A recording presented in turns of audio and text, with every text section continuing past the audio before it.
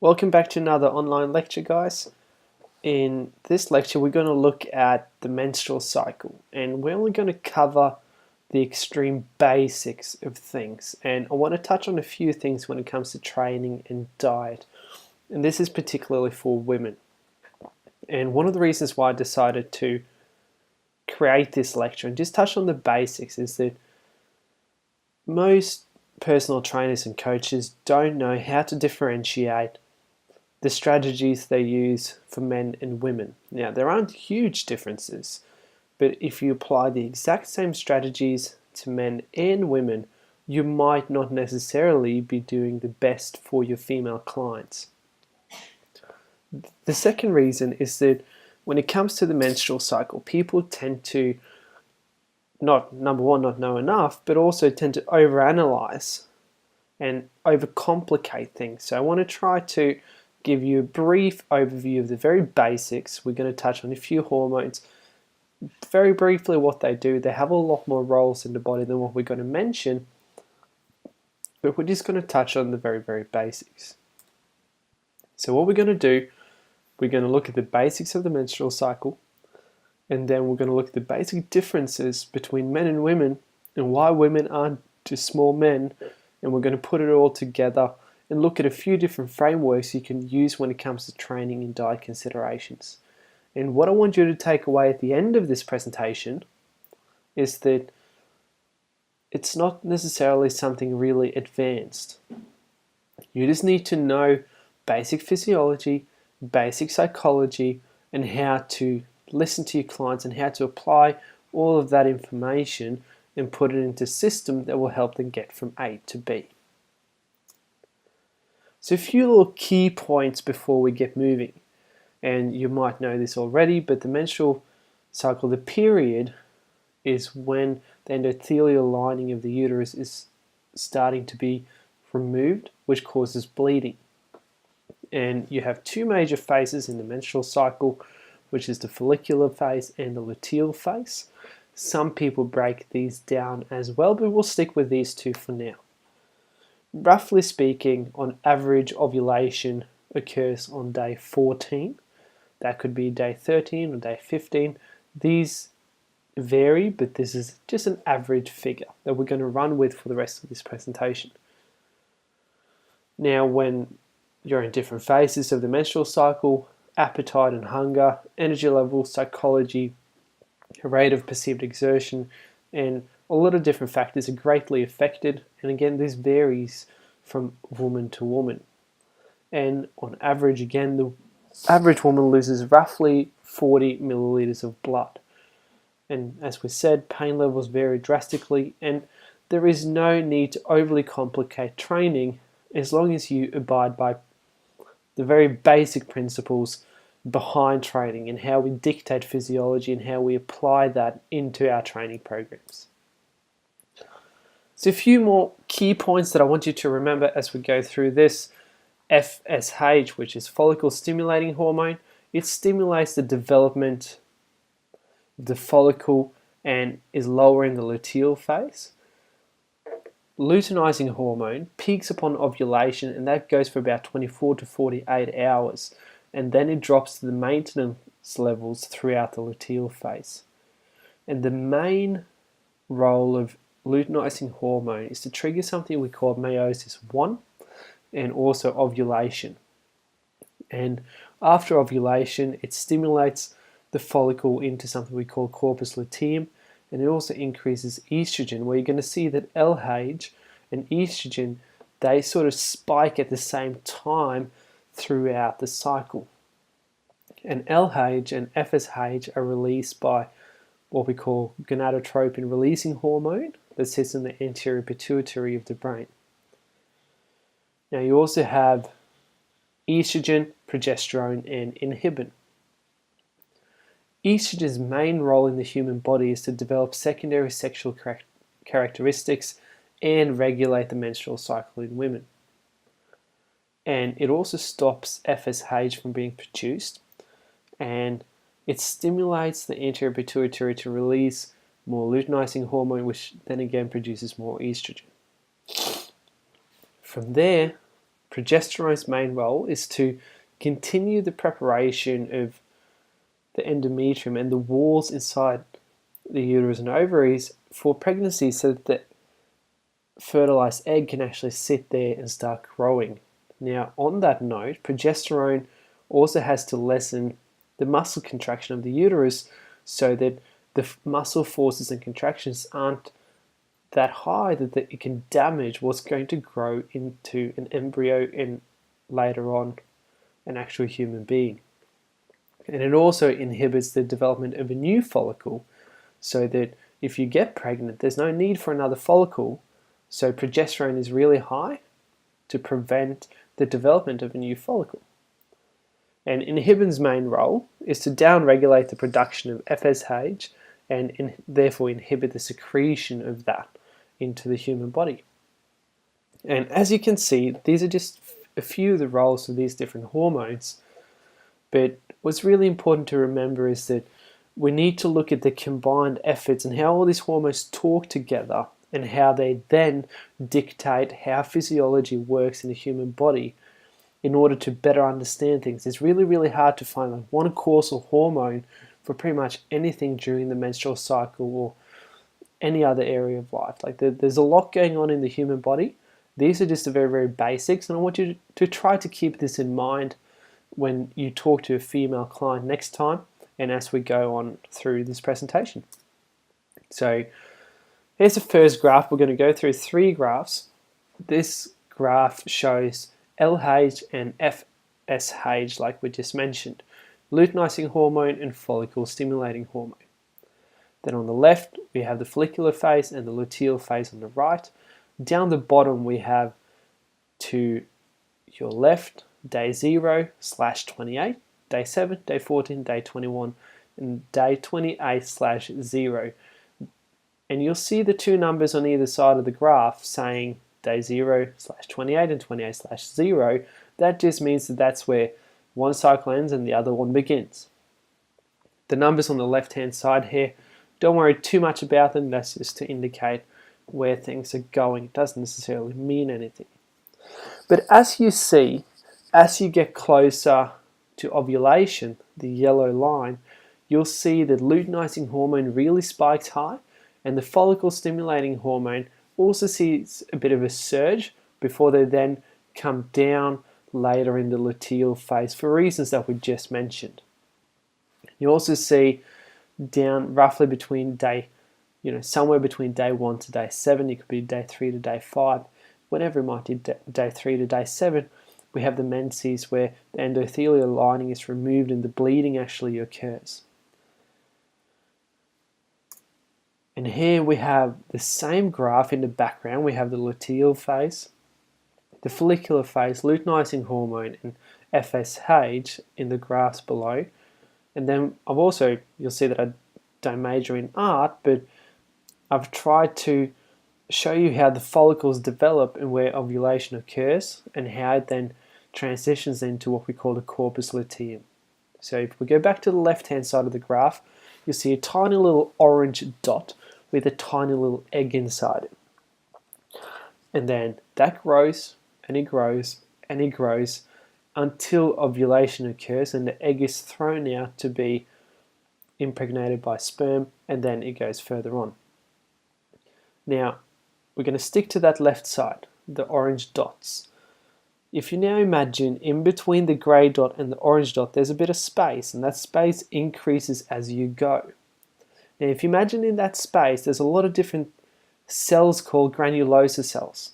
Those cells are really, really important for the production of estrogen, progesterone, and inhibin. And as the follicle grows closer, somewhere around day 7 to day 10, we have something called theca cells that will line the outside of this follicle. Now, what's really cool is that theca cells produces a certain hormone or certain compound that these granulosa cells take in, and they convert that to estrogen, so that you're going to get a bigger spike in estrogen when you come closer to ovulation, because estrogen is going to help you ovulate.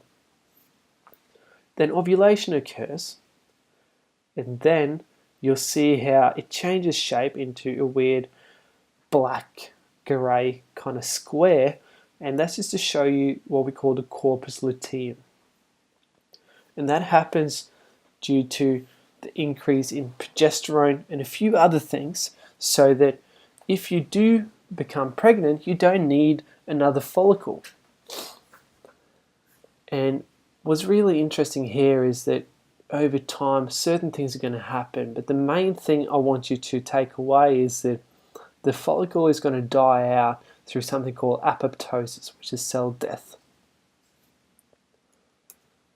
And then, if we're going to map this across the ovarian hormones, we have estrogen, progesterone, and inhibin. And again, we have the follicular phase and the luteal phase, the days and the time of the cycle down the bottom. And you'll see how, as you come closer to ovulation, estrogen, the dark grey graph, spikes and has this big surge compared to inhibin and progesterone. And after ovulation, you're obviously not going to need as much estrogen, so progesterone is going to have a surge, and inhibin is also going to go up for the reasons we spoke about earlier. So if you go back to that yellow big slide, you can look at exactly what's happening and why these graphs are the way they are. So let's summarize all of this. This looks like a Picasso kind of painting, but hopefully it'll make sense in a second. So we have estrogen, progesterone, and inhibin, like we just saw in the other graph, in the same colors. Then we have luteinizing hormone in pink and follicle stimulating hormone in green. And then we have the follicular development with the ovulation on day 14. So as you see, when you come closer to ovulation, estrogen and luteinizing hormone, dark gray and pink, will have a surge and a spike to help ovulation occur, for the egg to go out of the follicle to combine with the sperm. And then luteinizing hormone and estrogen will go down because progesterone and inhibin go up. And then because of that, the follicle will develop into something called the corpus luteum, and things will change. If you do get pregnant, the cycle will cease. If you don't get pregnant, this whole pattern will repeat again. Now, a lot of different things happen here in terms of pain levels, rate of perceived exertion, hunger management, and all that kind of stuff. Now, knowing that, a few training considerations that you might want to know is that increases in estrogen increase fatty acid mobilization.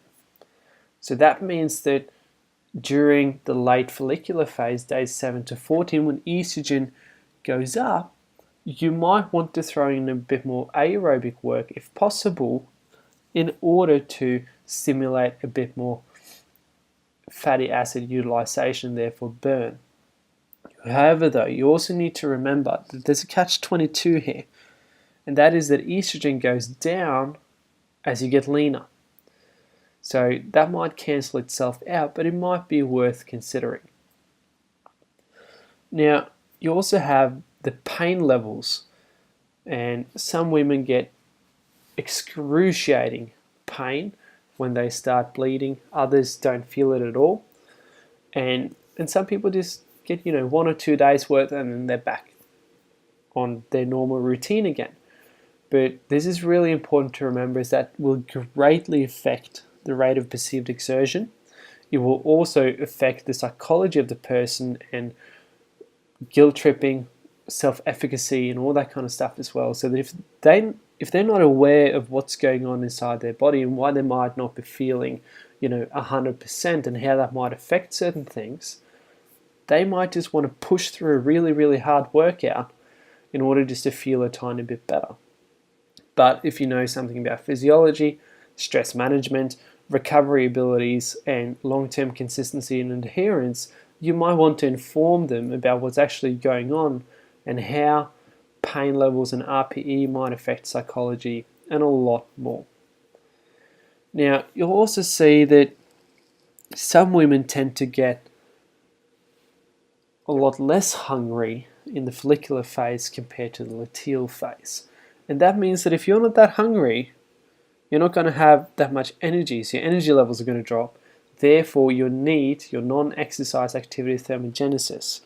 So, doing things around the house, walking to the shops, getting the groceries, everything that would expend energy outside of, training and structured activity will go down. And also consider that if someone's trying to lose weight or whatever it might be, in the luteal phase, hunger and appetite tends to increase. So that might be something you need to pay attention to in terms of actually creating some strategies to control and manage cravings and hunger. Now, when it comes to diet considerations, there are a few things that even on a general basis we need to be aware of. And these are all just average numbers. These are no judgments or anything like that towards women. These are just basic biological and physiological facts that we have to consider. So I'm saying that now to save myself from all the bullshit comments and stuff like that's going to come below. Now, women are on average 10% smaller, which means that they carry 10% less fat-free mass, which is muscle and lean tissue, and therefore they carry about 10% more fat mass. Now, what all of this means is that you're going to have a decreased BMR, thermic effect, and energy expenditure, which means that you will simply burn and expend less energy in every area of life. That goes from physical activity, exercise in the gym, the breakdown of food in your body, which is thermic effect, how much activity you do on a daily basis, and a lot more. And a lot of this is because of evolutionary ways and reasons. So if we look way back, well, it was a miracle if you did get pregnant, number one, but what evolution has said is that when you do get pregnant, you're going to have to survive pregnancy in order to carry the human race forward. So women tend to be at the very short end of the stick when it comes to a lot of things. They're going to have to work a lot harder in certain instances. Now, for that evolutionary reason, women will also metabolically adapt a lot sooner than what men do. So if you have a man and a woman, the man is about 100 kilo, wants to lose weight, so he can still eat about 3,000 calories a day, and the female is only 55 kilo and she wants to lose weight. Now, if we went, well, I'm going to drop both of them 600 calories. Now, the problem here is that the woman, removing 600 calories from her diet would be a lot more than 600 calories for that man, in the sense that the woman will sense that huge energy drop a lot sooner than the man would, and therefore everything else would be decreased in terms of energy expenditure, basal metabolic rate, how much activity they can do in the gym, and all that kind of stuff. And it's greatly going to affect your psychology as well. And cross-culturally, we know that women are more prone and more likely to experience anxiety, depression, and societal pressure in terms of how to look. Now, I think that's changing at the moment in the sense of we do have a lot of societal pressure as males as well, but it's still not as high as in women. And we need to look at supplementation and calorie management strategies when it comes to managing hunger and appetite throughout the menstrual cycle. So we know that if you're looking at the very common chocolate craving, we also know from the literature and personal experience and anecdotal evidence with clients as well that if you supplement with anywhere between 400 to 600 milligrams of magnesium citrate on a daily basis, all those cravings tend to go away. Now, if someone's trying to lose weight and they have huge cravings, that's a really good calorie management strategy in order to just control the cravings, keep moving on, and still be in a calorie deficit.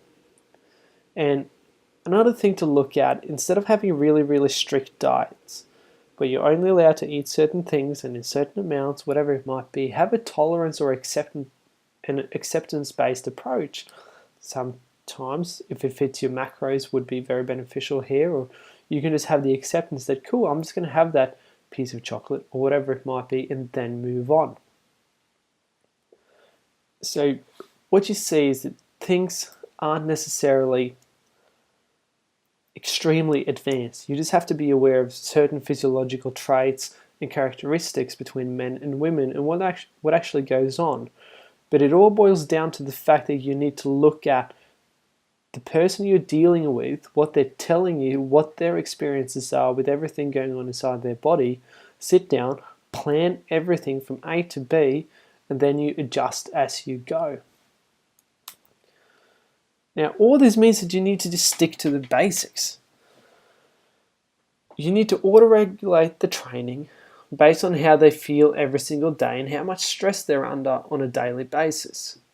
And instead of smashing people with high-intensity exercise and all that kind of stuff, think about how neat and low-intensity steady-state cardio kind of activities would benefit them psychologically, manage their food cravings and their energy levels, and what that can do for them in the long term.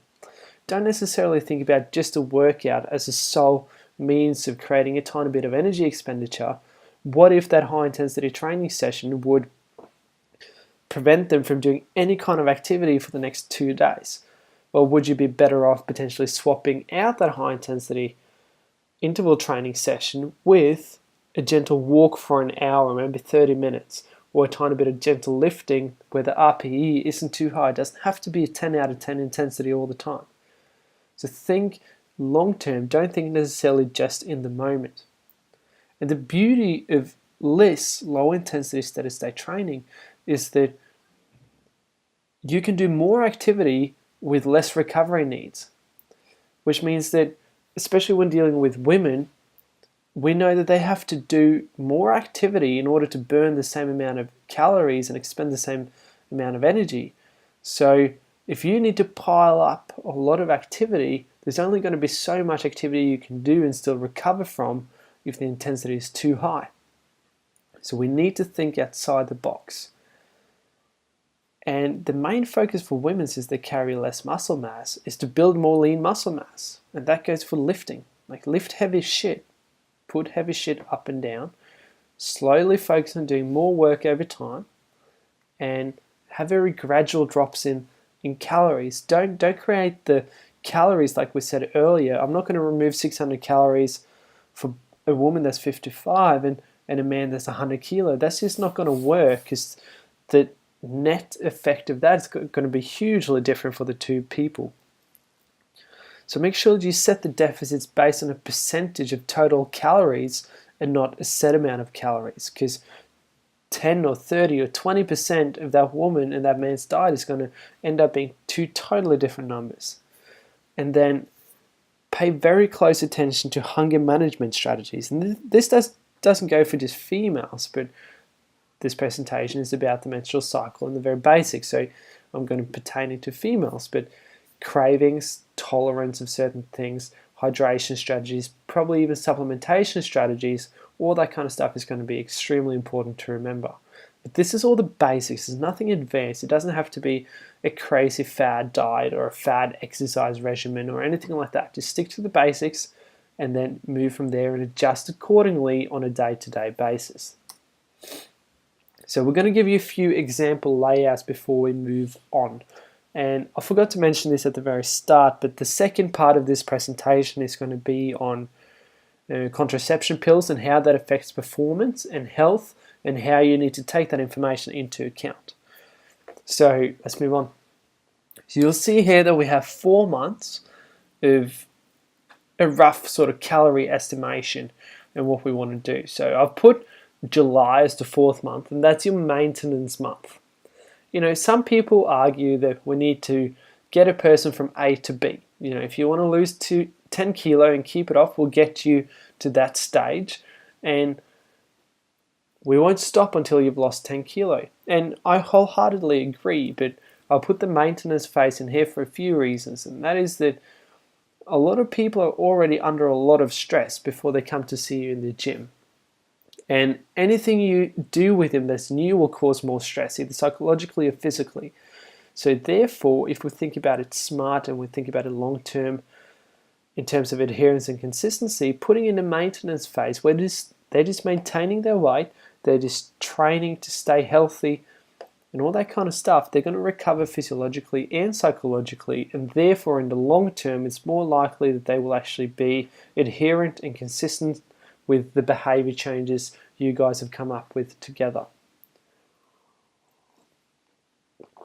So let's say that in April you remove 5% of their overall calories that they need every single day. And then come May, we adjust it and we drop 10%. And then in June, we drop 15%, which is going to be the lowest and probably the hardest month. Now, whatever strategies you use in order to create that deficit, that's totally up to you. Whether it's fasting till 2 p.m., 3 or 4 days a week, whether it's having a constant calorie deficit every single day, or whether the calories are a bit higher on training days and lower on non-training days, that's totally up to you to base things off, either as a person who's just looking to lose a bit of weight, or as a personal trainer or a strength coach who's looking to help these people. And then you'll see how the body weight is the grey graph, whereas in June and July, that body weight stays the same. So now we've gotten to a weight, but we're just maintaining that weight for the next month. And then you'll see up in the left-hand corner, that's the maintenance weight from the last 4-month block. So what we're going to do here is we're going to start again because they're still not where they want to be, but they're getting very, very close. But they're also getting leaner, they're getting stronger. So we have to take things relatively slow because they don't have as much weight to lose anymore. Or they might have a lot of weight to lose anymore. It's all dependent. But then in August, we're going to remove another 5%, and then we're going to repeat the same pattern until we get to October and November, and then we're going to do another maintenance phase. Or perhaps this time, they feel so good in October that they just want to keep going. And you've done all your measurements and all your tracking, and you know that they're not losing a lot of muscle, so we're going to keep going. I might not necessarily drop the calories anymore. Perhaps I want to bump the activity up, maybe one more gym day every single week and keep the calories the same. That's still going to create an energy deficit for the person to get to where he or she wants to be. And here, cool, they've gotten to where they want to be. Now we're just going to maintain for maybe 3 months. They've gotten lean, they've gotten strong, but they want to put on a bit more muscle. So through summer, they're really happy with the way they look. So this is in Australia, so we got summer from December through to about March. So now they just want to look this way throughout summer, enjoy a few beers and drinks and go to the beach and feel really proud of themselves. And then come the end of summer, perhaps they come to you and go, hey, I want to put on a bit more muscle. Well, we need to be in a calorie surplus. We need to overeat relative to what we expend in order to build muscle. So now I'm going to follow the same pattern. I'm going to start adding 5% more calories every week and every month until I slowly get to where I want to be. So maybe it's just 5% every month. We're doing it very gradual and very slow because we've got about a year until next summer and they want to be on the beach. So, or maybe I add 5% for 2 months and then I add 10% for the next 2 months and then 15% for the next 2 months. And then we just gauge it as we go. But you see now how we can individualize so much when we add calories based on percentage instead of a set number of calories every single day. Now the same goes with training, where we need to, the short example here is that we need to over time create a stimulus. A stimulus is going to force their body to change and adapt and keep progressing over time. And we call this progressive overload, nothing magical. I'm not going to talk you through all of these, but what you're going to see is that you have the green recovery line, And you're going to see how that line is recovering all the time. And you'll see how the graphs go up as well, which means that if you're able to do more work and recover better from it, that's what you want from your training. That's really, really important to consider because it's a very gradual approach. It's not something crazy. And you'll see here's a bunch of photos from people all over the world. They're in-person clients, online personal training clients, women, men. We got 19 is the youngest age and 52 is the oldest age. We got doctors, we got a nurse, we got some students, we got some engineers, and there's an accountant and a finance planner here as well. And you'll see if you look in the bottom right hand corner, D, she's 52 years old. I think she was 50 in this photo, and that's 6 months of training right there with a very gradual increase in calories over time. And you see in the top right corner you have Tom, and that's 2 months of training right there, where with a lot more food than what he's ever eaten before. But that means that he's been able to train more and recover from his training and therefore have energy to do more work at home, be with his wife and all that kind of stuff, which means that overall he's going to reap the benefits from that. It's very, very simple. So that's about it. In the second part of this presentation, we're going to go through contraception pills and we're going to detail what actually happens and how they work. And then we're going to look at how that ties in with performers if you're training athletes, and how that ties in with general health if you're just dealing with the person who just wants to feel a bit better, look better, and have more self-confidence. So that's it for this lecture. Thanks again for tuning in. If you have any questions, you know where to find me. You've either found this video on YouTube or on a Facebook group somewhere that I either manage or contribute to. So just comment below the video and I'll get back to you as soon as I can. And have an absolutely awesome day.